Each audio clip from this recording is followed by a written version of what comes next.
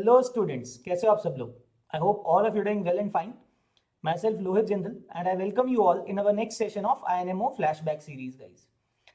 So guys, in this series we are solving previous year INMO questions, one question in each video, and we started with the year 2000, and so far guys we have done till mid paper of 2015. तो 2000 से लेके 2014 तक complete कर चुके हैं and currently we are halfway through the 2015 exam paper, right?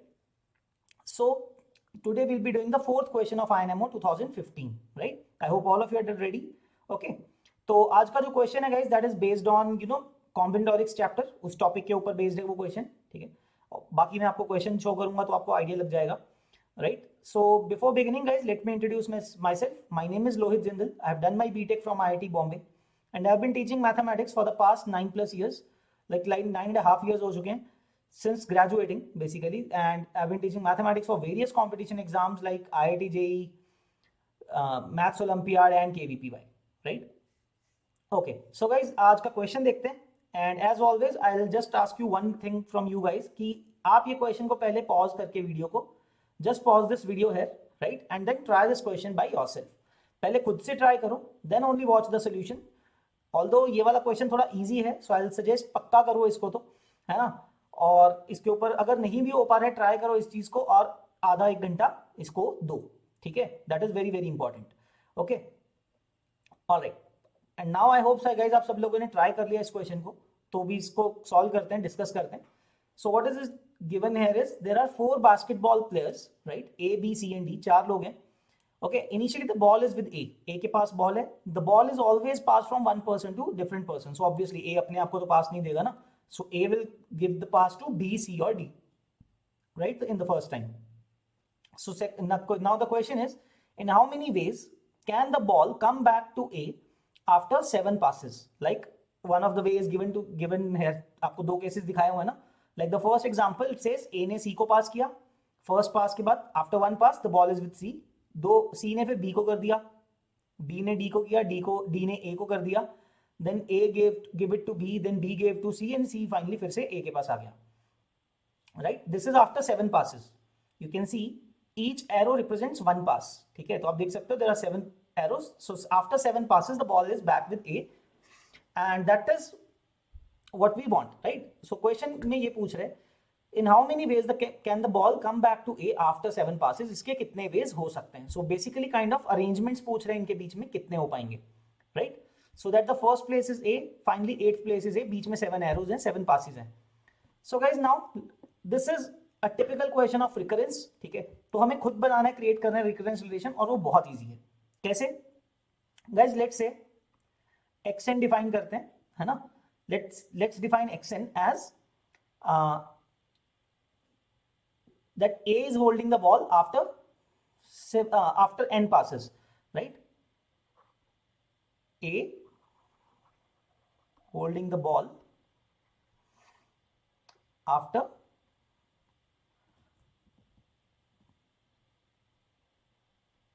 n passes,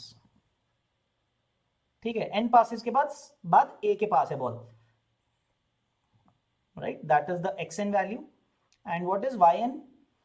B, C or D is holding the ball, right? Same thing but A के अलावा either of B, C, D holding the ball after n passes.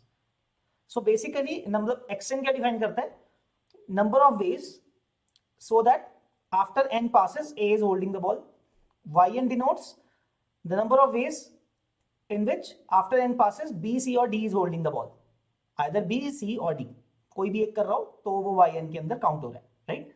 So according to this guys, if you have n passes में xn, A के पास finally ball आ रही है, right?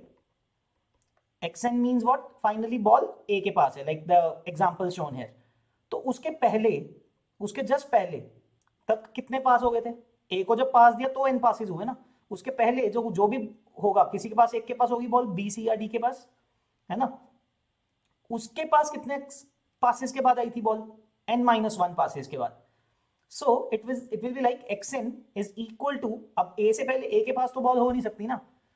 So second last position, that means after n-1 passes the ball must have been with either B, C और D, ठीक है ना।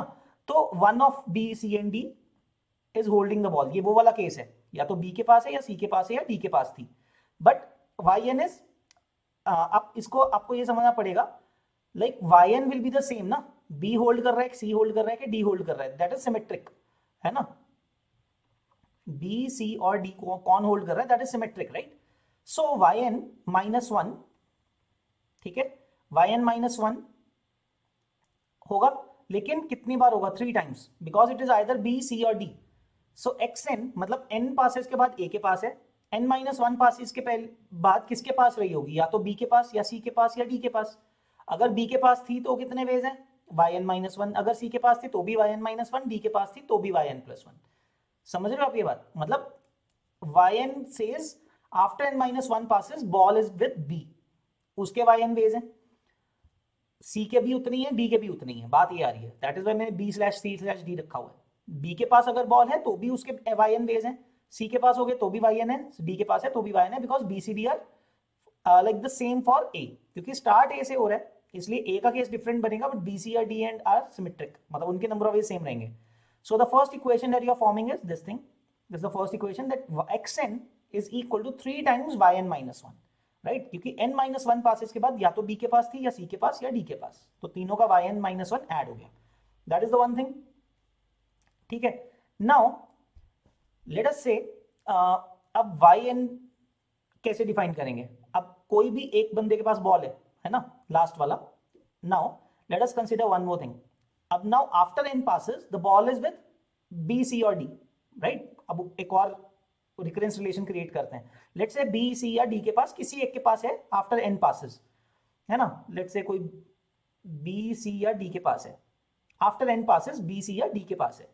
अब इसके पहले वाले पॉइंट पे, मतलब बिफोर देम बी, सी, अब एग्जांपल लेके बता देता हूं, let's say after N passes the ball is with B, अब इसके पहले बॉल किसके पास रही हो सकती है, देयर आर 2 केसेस, यहां के लिए इस पोजीशन के लिए there are 2 cases, one thing, या तो वो ए के पास रहा होगा, है ना, या तो उसके जस्ट पहले, अगर बी के पास फाइनली बॉल है तो उसके जस्ट पहले या तो ए के पास बॉल रही होगी, ए ने उसको बी को पास किया, या फिर सी या डी के पास रही होगी, यही हुआ ना। So let us form the relation, finally B के पास है, इसका मतलब वो उसके नंबर ऑफ वेज कितने हैं, वाई एन है, राइट। अब अगर उसके दो पॉसिबिलिटीज हैं, उसके जस्ट पहले ए के पास है तो उसके कितने वेज हैं, that is X N minus one, अगर उसके जस्ट पहले ए है that means n minus one passes के बाद ए के पास है तो that is xn minus one, या फिर दूसरी क्या पॉसिबिलिटी है, या सी के पास थी या डी के पास थी, सो 2 times yn minus one, right, कि n माइनस वन पासेस के बाद या तो सी के पास थी या डी के पास थी, 2 केसेस है उसके, so 2 into yn minus one. So these are the 2 recurrence relations guys, हम इंटरेस्टेड है xn की वैल्यू फाइंड करने में, राइट, x7 स्पेसिफिकली हम x7 फाइंड करना चाहते हैं। सो लेट अस एलिमिनेट yn, है ना, y को एलिमिनेट करते हैं इसमें से। सो yn को क्या लिखेंगे, सिंपल इनफ, yn की वैल्यू कितनी है, xn प्लस वन बाई 3, देखो from this thing if you replace n with n plus one in the first equation, ठीक है, तो yn की वैल्यू क्या रिप्लेस करेंगे, देखो यहाँ पे सेकंड के अंदर रिप्लेस होगा, तो yn को क्या लिखूंगा मैं, xn plus one by 3 is equal to xn minus one लिखा ही हुआ है already, plus 2 times this is what 2 times yn minus 1, yn minus 1 की वैल्यू कितनी है, xn by 3, right, this is it. So 3 से मल्टीप्लाई कर देते हैं इस पूरी इक्वेशन को, आपको एक रिकरेंस रिलेशन मिल गया, xn plus 1 is equal to 3 times xn minus 1 plus 2 times xn। थोड़ा उल्टे वे में करके लिख देता हूँ, मतलब रीअरेंज करके, so this will look like 2 times xn plus 3 times xn minus 1। मैंने ऐसा क्यों लिखा, so that to explain it easier, कैसे बताऊंगा। सो कोई भी एक xn की वैल्यू, मतलब कोई भी after some n plus one passes, number of ways क्या होंगे, अगर उससे एक कम पास में जितने हैं उसको 2 से मल्टीप्लाई कर दें plus 3 times xn minus one, उससे 2 कम पासेस में जितने वेज थे उसको 3 से मल्टीप्लाई कर दें। So this is your important equation. तो हमें इनिशियल वैल्यूज भी चाहिए उसकी, है ना, इनिशियल वैल्यूज भी तो चाहिए। सो गाइस x1 का मतलब क्या हुआ, आफ्टर वन पास, एक पास के बाद ए के पास बॉल आ सकती है, नहीं आ सकती, that will imply x1 is 0। After one pass A के पास तो बॉल हो नहीं सकती ना, एक खुद को पास तो नहीं दे सकता, so the x1 value is 0. What is the value of x2? x2 का मतलब आफ्टर 2 पासेस, मतलब a ने किसी को दी फिर उसने वापस a को दे दी, दैट्स इट. 2 पासेस हुए है ना. तो a ने फर्स्ट टाइम में कितने लोगों को दी हो सकती है बॉल? a, b या c, 3 ऑप्शन थी. And that then after that उसको a को वापस ही देनी है, कोई और भी है नहीं. सो x2 वैल्यू इज 3. तो इनिशियल 2 वैल्यूज हमें पता लग गई, x1 is 0, x2 is 3. Now I can start putting the values of n in this relation to reach till x7. ठीक है. So what is x3? Put करते हैं, n को 2 पुट कर दिया आपने. So if you put n equal to 2, you get x3 equal to 2 times x2 plus 3 times x1, right? 3 times previous to previous term. So x1. So x2 की value 3 है. So 2 into 3, that is 6. तो x3 6 आ गया. Now put n equal to 3, you will get x4, that is equal to 2 times x3 plus 3 times x2. Now that is how much? 2 times x3, that is 2 into 6 plus 3 into x2 की value 3 है. So 9 plus 12, that is 21, right? 16 into 12 plus 9, right? So the value is 21. Okay. Next, n को 4 डाल देते हैं. You'll get x5 equal to how much? 2 times x, sorry, again लिख देता हूँ, 2x4 plus 3x3. So that we don't make a mistake, तो value लिख देते हैं, एक स्टेप और लिख लेते हैं. So 2 times x4 की वैल्यू कितनी है? 21 plus 3 times x3 की वैल्यू कितनी थी? 6 थी. So 3 into 6, 18 plus 21 into 2, 42 plus 18. So that comes out to 60, right? बस ध्यान से कैलकुलेशन चेक कर लेते हैं. 21 into 2 is 18, sorry 30, 42. 42 plus 18, yeah, 60 आ गया. So x4 60 आ गया. Now putting n equal to 5, you get x6 equal to 2 times x5 plus 3 times x4. तो value put कर देते हैं अभी. So 2 times, what is the value of x5? That is 60 plus 3 times x4, that was 21. So guys, 2 times into 60 is 120. 21 into 3 is 63. So 120 plus 63, this is 183. And so finally, अब आप n को 5 डाल दोगे, sorry, n को 6 डाल दोगे, and you'll get x7. We are finding for x7, right? 7 passes. So 2 times x6 plus 3 times x5, that is what we need to find. So 2 times x6 की value कितनी है? That is 183. Plus 3 times, before that was 60. So 180 plus 183 into 2. So 180 into 5, 906 I guess. Okay, let me recalculate, just cross verify. 183 into 3, 2 is, oh sorry, गलत लिख दिया, sorry. This is wrong. So 906 थोड़ी ना आएगा. I did the mistake. 180 plus 180 into 2, so 546. Right? I think that should be 183 into 2 कितना आएगा? 366, right? That is 366 plus 180. I think so. Yes, 546 आ जाएगा. So finally, guys, x7 should be equal to 546, right? That should be answer. So that is, there are 546 different ways this can be done. That A starts with the ball, and finally after 7 passes, A receives the ball after 7 passes. So the total number of ways this can be done is, ball can come back to A is 546, right? Pretty easy. तो आपको ये 4-5 case value put कर करके निकालना पड़ेगा, right? Because this was a small value, 7 के लिए ढूंढा था, पूछा था, तो हमने पुट करके ही निकाल लिया, like this, right? It's just that the function comes down to 2 times the previous term plus 3 times previous to previous term, right? This is what the important part was. मतलब this holds the key. This equation, recurrence equation, holds the key to our answer. तो वहां तक पहुंच सकते हैं, right? All right guys, that's it. I hope आप सब लोगों को ये क्वेश्चन समझ में आया, मजा आया समझने में. So guys, please pay attention to when I explain what is this, how you are reaching to these things and this thing. This is very very important. ये दो इक्वेशन बहुत ज्यादा इंपॉर्टेंट है, फर्स्ट और सेकंड, कि कैसे लिखी है हमने, क्या सोच के लिखी है ना. And this kind of question is very very common, पहले भी आए हुए हैं इस तरह के question. And this is like the यार इजीएस्ट क्वेश्चन. अगर आईएनएमओ में ये क्वेश्चन आ रहा है ना, आप वहां पे पक्का सॉल्व होना चाहिए था ये वाला question, because this kind of questions we have done in the classes and all. ठीक है ना, तो ऐसी चीजें पता होनी चाहिए, right? All right then guys, I hope आप लोग सब लोगों को ने कुछ लर्न किया इससे, and if you did please like this video and subscribe to our channel, and in the next video we'll come back with the fifth question of INMO 2015, right? So till then keep practicing guys, and all the best. Bye guys, take care. ISI aspirants, whereas for the JEE aspirants मैं आपको guys एक अच्छा सा मतलब एक बताना चाहूंगा कि ये एक एग्जाम है जिसके बारे में जनरली काफी लोगों को पता भी नहीं होता है ना, and other than that JEE aspirants को फायदा क्या है, क्योंकि इसका सिलेबस कोई ज्यादा डिफरेंट नहीं है. आईएसआई का syllabus is not at all much different from JEE maths, rather इस पेपर में तो सिर्फ मैथ्स ही आएगा, फिजिक्स केमिस्ट्री तो नहीं आएगी जेई एस्पायरेंट्स के लिए, सिर्फ मैथ्स है, right? And how is it useful, is it's like you broadening your horizons, है ना. आप जेई के लिए भी प्रिपेयर कर रहे हो, आप साथ में अगर ये भी प्रिपेयर कर रहे हो, लेट्स से इसके अंदर अच्छा स्कोर आ जाता है, you can actually figure out कि हाँ क्या पता आपको मैथ्स में इतना इंटरेस्ट है, you might opt for this thing अगर आप इसमें सेलेक्ट हो रहे हो, राइट?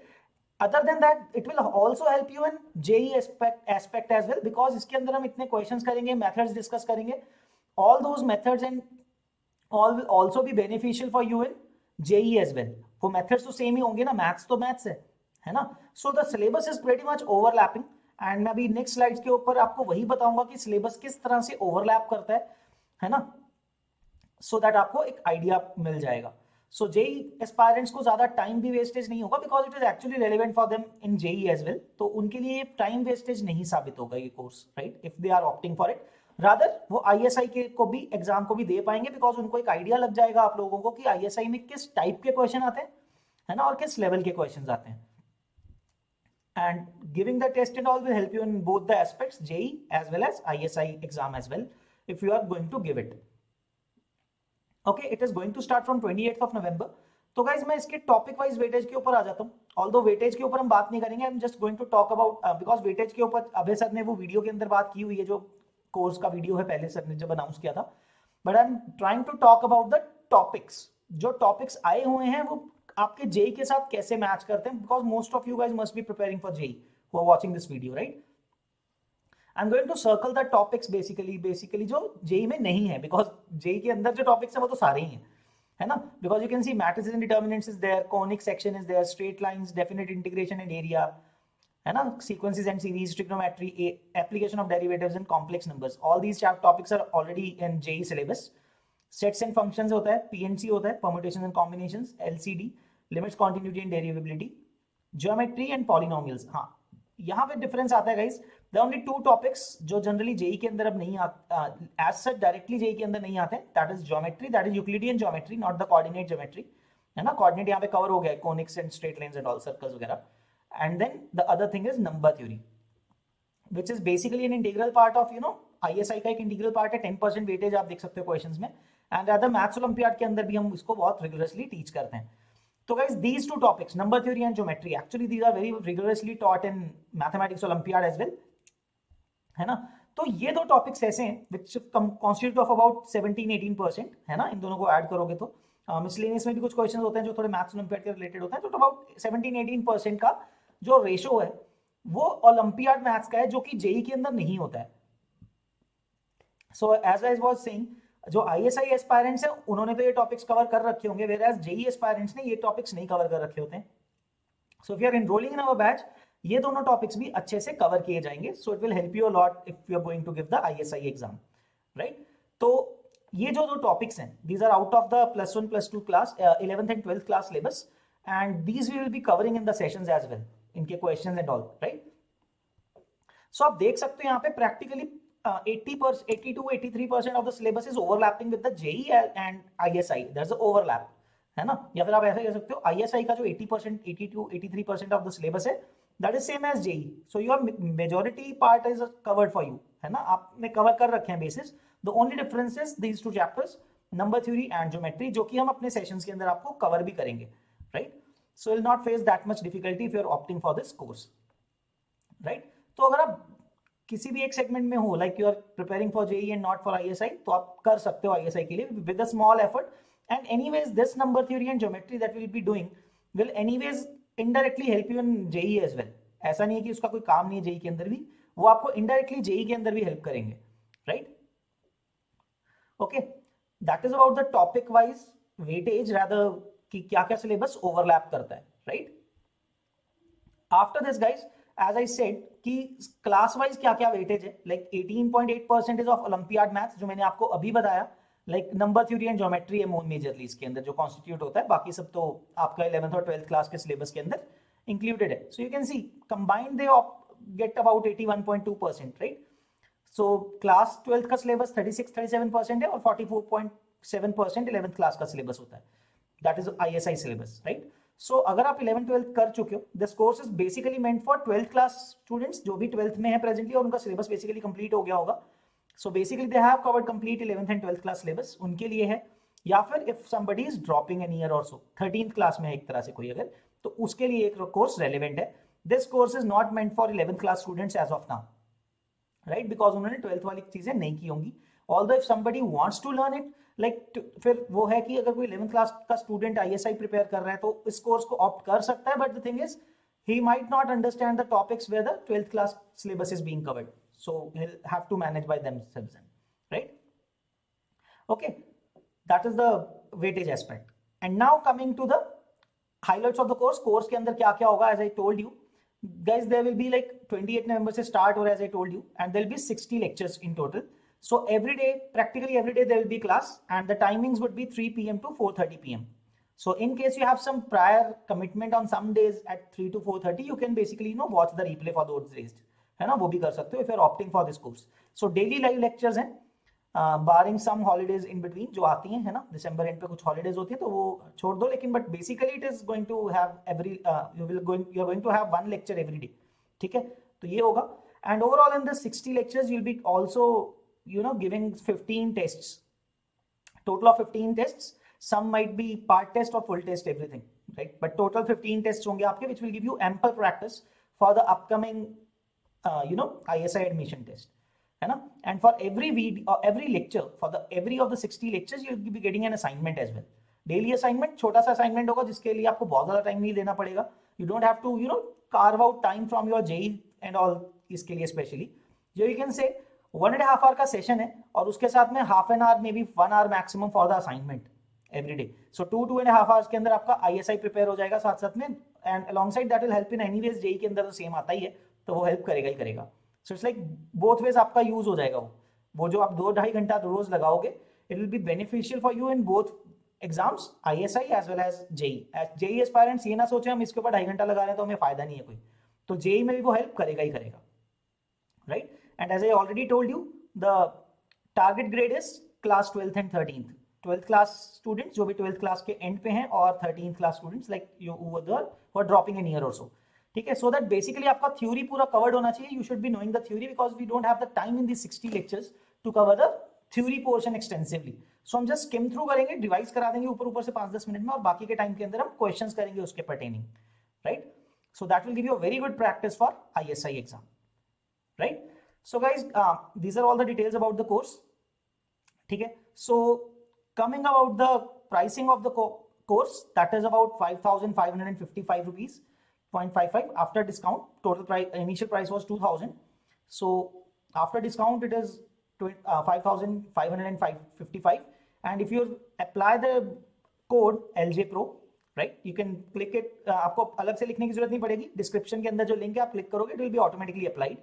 So 10% additional discount आपको मिल जाएगा and you will get this course. You'll be able to buy the course at 5,000 rupees. ठीक है, तो guys 60 lectures and many more things are being provided to you in this course. So 5,000 a very nominal price accordingly, है ना, जितना हमने उसके ऊपर work किया है इस कोर्स के लिए, रिसर्च करके पूरे प्रीवियस पेपर्स के क्वेश्चंस भी इसके अंदर यूज किए हुए हैं, है ना, so that you get the proper idea as well.